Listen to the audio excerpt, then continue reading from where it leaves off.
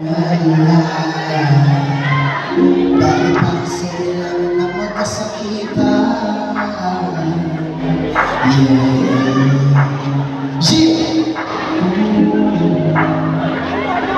Simula na tayo ay pinaglayo ng tadhana. Distansya ang ating kalaban.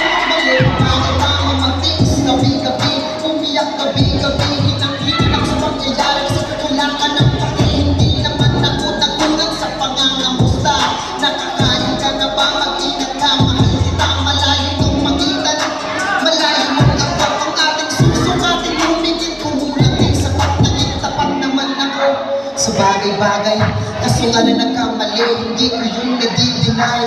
Pagkakamali na, ikakatuto ko rin ba ng araw na siyang punot-dulo kung bakit ako nagtitiis sa ngayon. May mga pangarap na bitawan lang naman ako noon. Ito ay tuto pa rin kahit malabo ka na rin. Kahit pag-ibig mo sa akin malabo na rin. Nakakasawa na, paulit-ulit na lang. Paulit-ulit mo na hayaan. Pinapabayaan mo na lang matapos ang lahat sa akin. Ganun na lang ba? Hindi naman ako nagpapaya sa akin dalawa.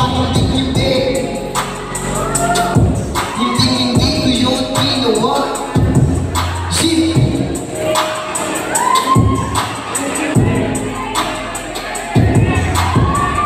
Bakit pa kasi kailangan na magkasakitan? Ating dalawa pwede naman pag-usapan. Ilalakad pa ba? O bibitaw na lang? Wala. Ganun talaga. Pinapabayaan na lang tayo. Tapat na naman na sila. Yan yung sinasabi ko sa inyo.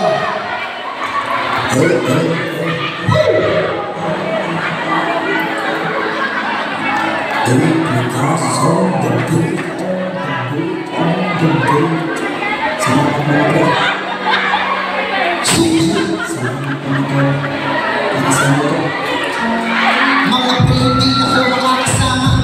Mga hindi ako makakapunta. Paulit-ulit na sagot sa pinagod na kaya wala akong magagawa kasi hindi ko magawa. Alam ko na minsan na rin ako nagulang. Minsan na rin sumobra pero di rin magkukulang. Nasanay mo na pala na ako nag-isay. Ganito talaga ako kapag ikaw ay nanirahan sa iba. Para lang magpapakaral, para mailangat ang sarili. Para di mapag-iwanan, para tutulong kay ama.